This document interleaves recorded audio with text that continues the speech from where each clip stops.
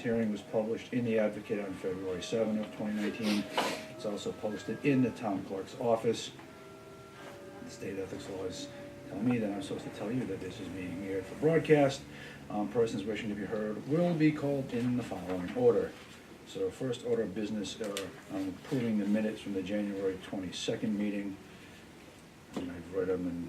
Make a motion to be approved as submitted. Do we have a second I on second. it? In favor? Aye.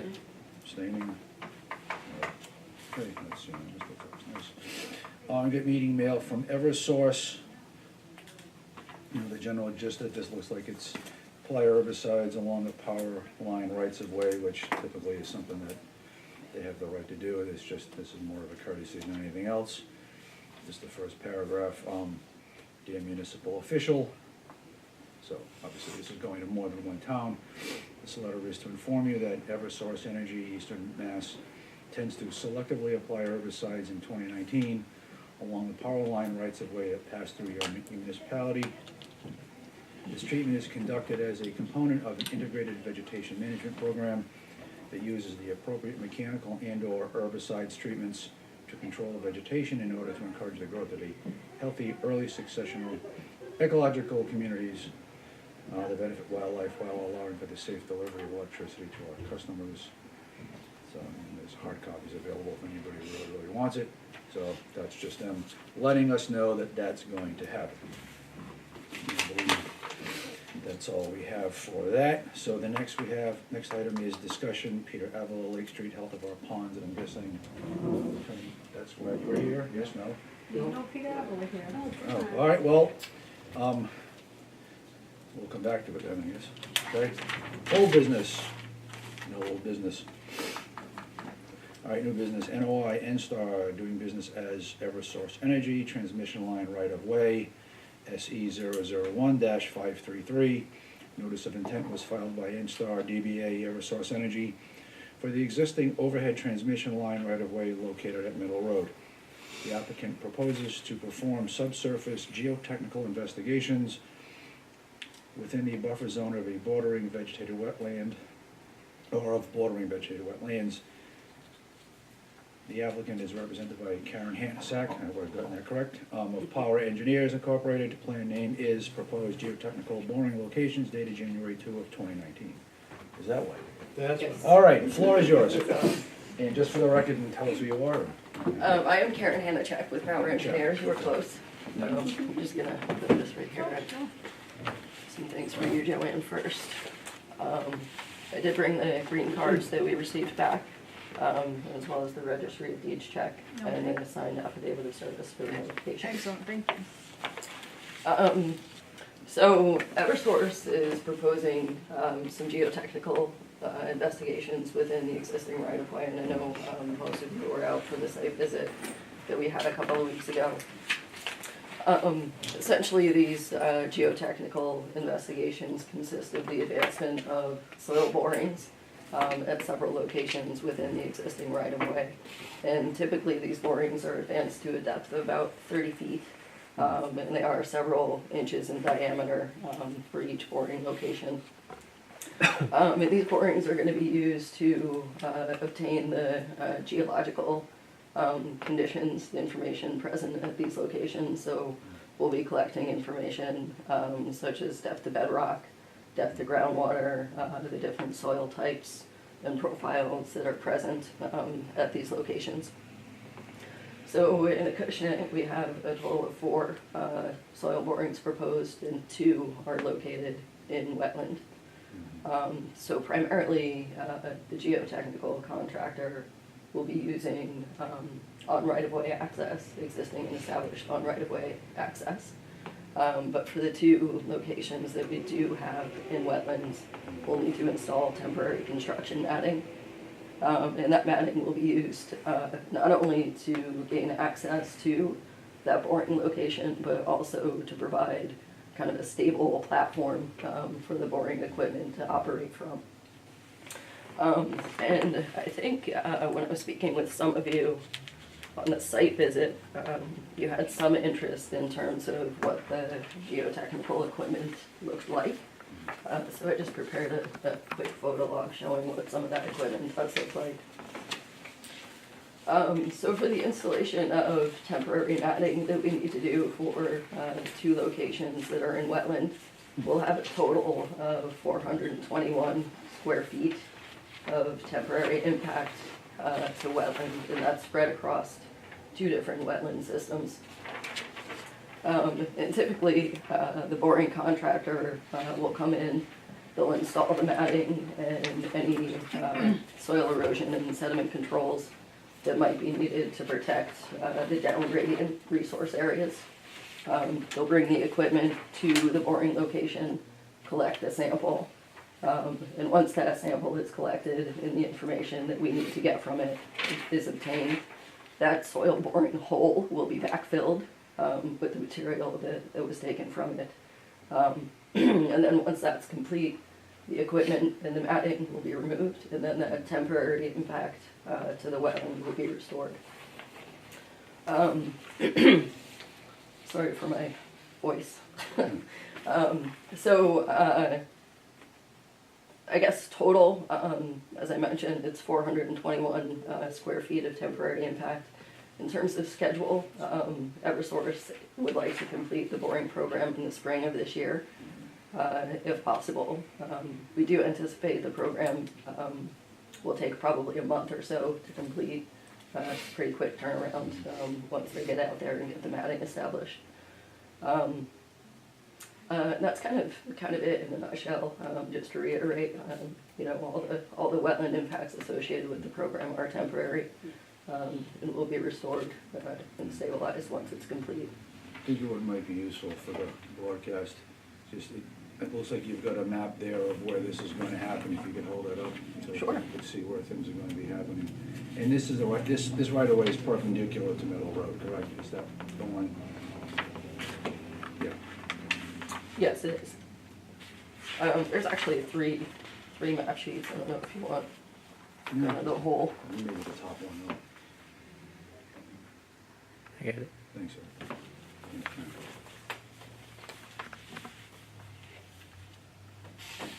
So, yeah, it's possible we'll pass one of those on.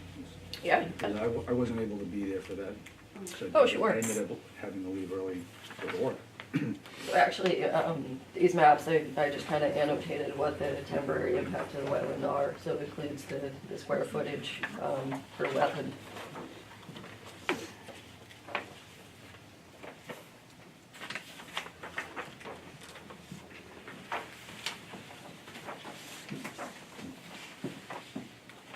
One for the pile, Jimmy.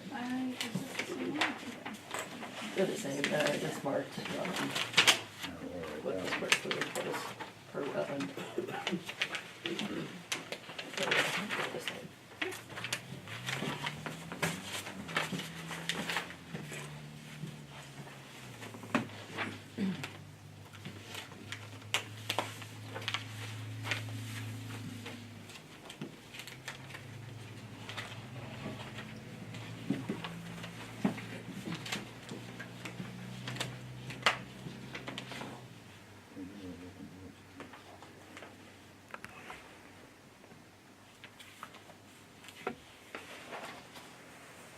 Okay. This is on third page, not D4. Yeah. That's what I was thinking. Yeah, that's Wild Rose, so often Park Drive, that whole area. Old Deep Brook neighborhood, as it were. Okay. That's helpful. That Park Drive location, that's the one we did visit in the field, or in the site review. And it seems to be the easiest one to get to. Yep. Okay, just seeing straightforward, and Eversource is typically diligent about both ends of the projects, both setup and cleanup. I feel good about that. I don't know if anybody has any feedback to share from the site visit, if this is as straightforward as it seems. Very, very small area that they, Yeah, I mean, 450, And 150 square with the feet. matting, like when they, Mm-hmm.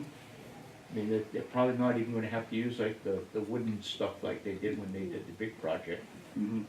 They're probably just gonna have to use like some kind of heavy duty rubber matting or something to hold that I don't see any problem with this project at all. Right. So really, the only digging is straight down? For the boring Yeah. itself, right? Yep. Yeah, okay. Well, seeing no other questions, I'll entertain a motion for a positive order of conditions for this project as presented. So moved. Do we have a second? Second. Do we have any further discussion? All in favor? Aye. Any opposed? Any abstaining? That's unanimous. Thank you, Karen. All right, thank you. This is all this for you. Sure, thank you. Yeah. Thank you. Thank you. Cool. All right, so, we'll see this stuff later. Oh, here it comes.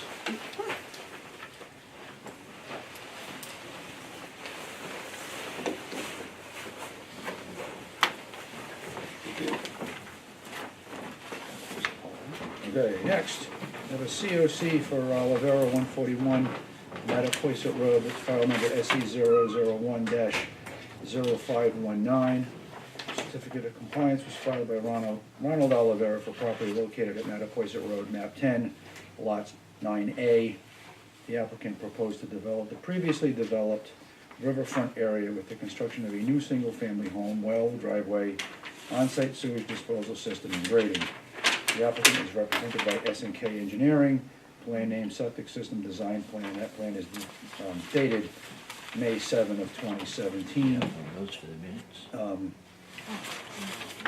I know there were two houses side by side on this property. I think this was the first one we reached, correct? I think Was this- 141 might be the second one, I'm not sure. I don't know which one the number was. Email that Marilee sent out. Actually, it's pertaining to this one, I think it was. So this, if memory serves from the site visit that morning, when we got to 141, the issue was, where the silt fence was an absolute mess. And there had been a lot of washout through, basically like a natural little, small valley between 141 and 157. And, Mr. Oliver had also not. 59. 159. The homeowner didn't know they were gonna be there, so it was a surprise to him as well. So the issue with this one is that if we give a COC, it takes away any motivation Mr. Oliver has to get this cleaned up. And, we've got a problem with runoff back there, and I'd like to see the property stabilized better and that silt fence fixed before we issue a COC. It's going to be hard to do that right now with things being so cold and the ground typically frozen. So, that work can't happen right away, and I don't know if S&K Engineering is gonna show up, but I don't know if anybody else has any comments on this. Well, I don't think that that property is actually ready to get a COC. Hmm. It's really not showing me any good condition that should be issued a COC. I mean, the banking's washing into the wetlands. Like you said, you get that little ravine that's washing away in the middle of Mhm. the two properties. I don't know if it's on this property or the other, or if it's right on the line, but Hmm. those things really need to be attended to. Mhm. Yeah, I think that goes with your comment about Eversource. You made a comment, they're very diligent about both ends of the project. Mhm. You know, their setup and then their closing. Mhm. I think there needs to be some more time spent on the finishing end of Mhm. these two projects. Certainly this one.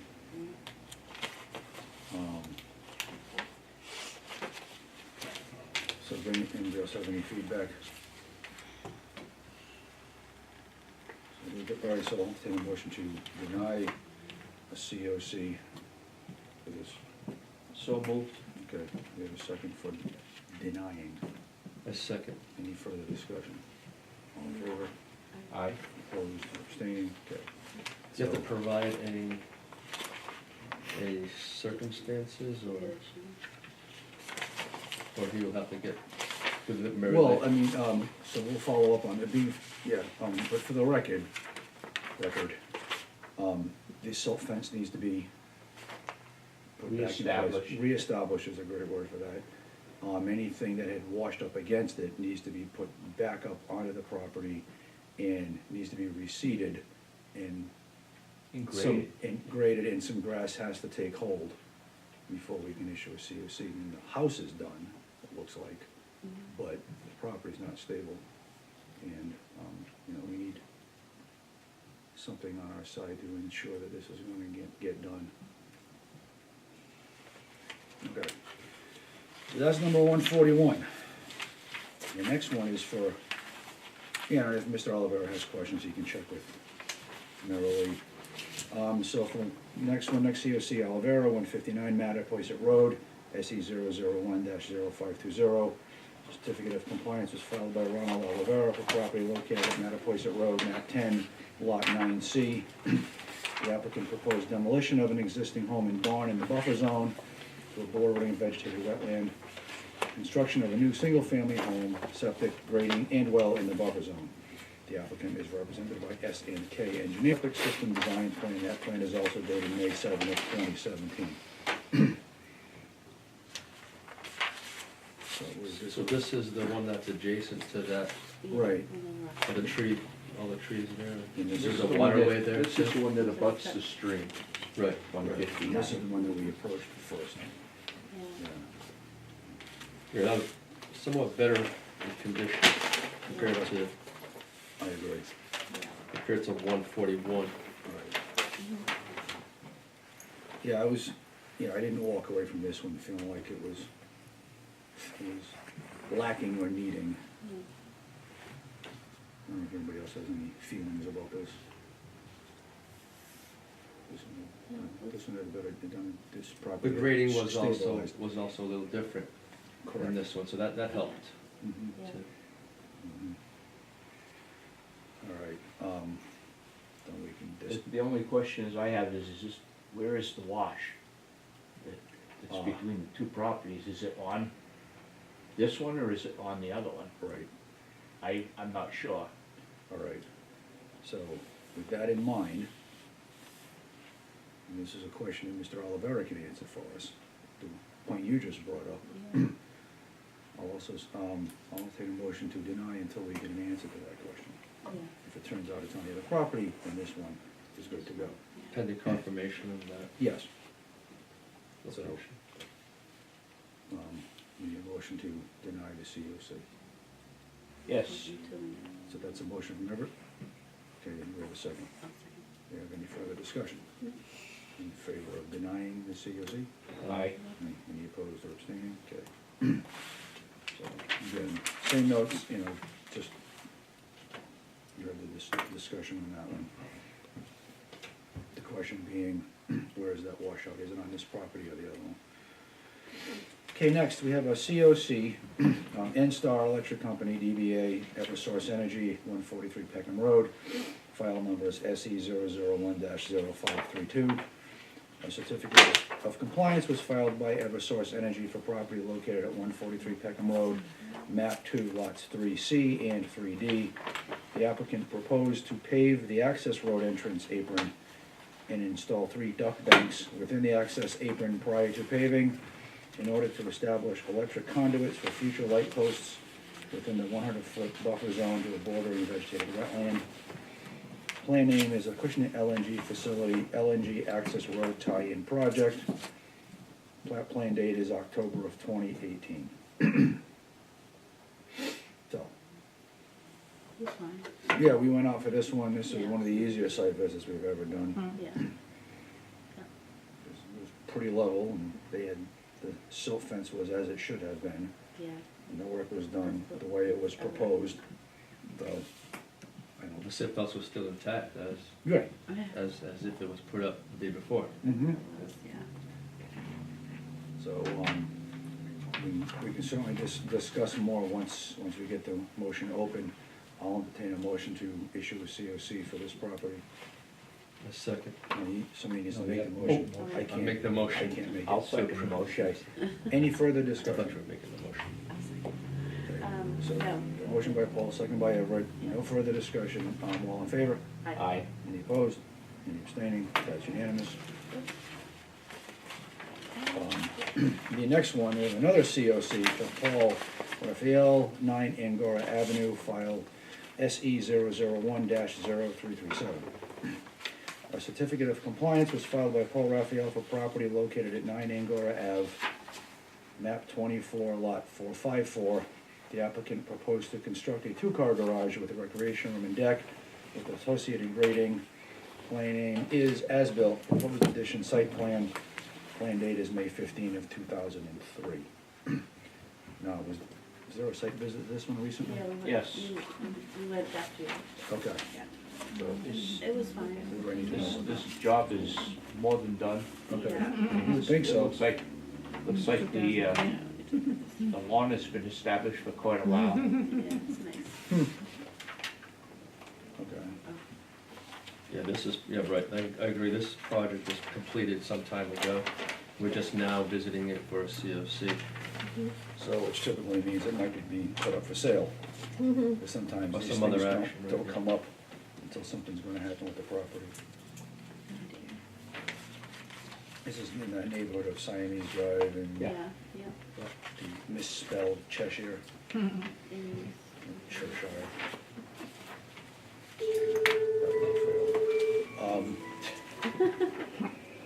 All right, well, just said, yeah, I kind of figured, I expected that this would have been done if it was planned out in 2003. Right. Okay. You're on camera. So, entertain a motion to issue a COC for 9 Angora Avenue. I'll make the motion. Do I have a second? Second. Any further discussion? All in favor? Aye. Any opposed? Any abstaining? That's unanimous. Okay, so that's that. So, agent updates. Now, our agent is not here, but I don't know if Joanna, there's anything she gave to you to give to us. Well, not really, but I have a couple of things that I could discuss with you probably. With me or with How- us? Well, Is it the kind of thing that needs to be discussed? no, it's for as future a hearing? business, no. Okay, it's just- okay. But I guess this one I could bring up to you, gentlemen, and ladies. It was a filing for Mr. Olivera, for an order of conditions. Started with this one when we started researching the 141. I guess an error was made, back, I think in 2017, that it got recorded on the wrong, the order of conditions got recorded on the wrong piece of property. So all I need you, board members to do is to re-sign this one for, this is for 140, this is for Mattapoisett Road, 9A. So this one got recorded onto a wrong person's. Okay. So I just need you guys to re-sign that for me. And the people that voted on it were Bob, Everett, Evelyn, and Heidi. So if I can get your signature to that, and then we get that one all straightened out. Okay. Yeah, So that- and these two Mattapoisett roads were 9C. Yeah, so And 10, when I was 9A. looking And up. actually, 141 is 9A. Yeah, so when I was looking up that one, it came across all, like I The couldn't find paperwork. the information for it. So it went back and kind of researched it, and actually Karen Amarello that was here back then, it was, I think Miss Legassi that had done it, but Karen was very good with the registry and helped me research it all. So I'm thankful for her to help. So the path Yeah, was easy to get to. yeah, so it was nice that she could help me, and then me and Merrill Lee went on the registry of deeds and Yeah. found it all and got it all corrected, and Okay. so it's all been corrected. It just needed, I just need something for the file, we had nothing in the file, so this way I can put something back in the file for the future. Okay. So that was fun. And I think maybe the lady took my minutes, maybe by in the pile, so I'm gonna have to print you out another one, because I think I had it here. Oh, jeez. It might have got mixed up in her paperwork when she grabbed some stuff, so I'll print that out for you guys. And, Mail? You have, this other piece of mail that came in from Ocean River Institute. You may remember Rob Moyer came in to speak to us in the selectmen recently about cutting down on fertilizer pollution. So this looks like a follow-up letter for that. I haven't really had a chance to look at this yet, so. So we're looking at, so they're still certainly encouraging us to do a lawn care bylaw that limits fertilizers for established lawns and bans Roundup. Seems like a good idea to me. Yeah. So, all right, we'll follow up with Mr. Moyer Dr. Moyer on that. But, that's it, I think, that's it for agent updates. The one thing I will say in terms of new business, future business, is that we do have an opening on the commission. We typically, a full commission would be 7 members, right now we have 6, so anybody's curious about what we do or interested in having a say when it happens with the natural resources of this town, especially its wetland resources, join us. Come and visit. Come and visit, sit in on a meeting or two. I like that, yeah. Go on a site visit with us if you'd like. You can find out more information through our agent. We're now in the Parting Ways building, and ultimately you would get appointed by the Board of Selectmen. All right, I think the phone number here is 998-0202. Probably right on that. It is. Yeah, okay. All right, does anybody else have business for the commission? So I know some of you are heading to the Massachusetts Association of Conservation Commissioners annual conference on Saturday. It's always a good event, lots of information, lots of involvement, so wish you a safe trip on that one. All right, seeing no other business for the commission, I'll entertain a motion to adjourn. Adjourned. Do we have a second? Okay, all in favor? Aye. Aye. Okay. Meeting adjourned.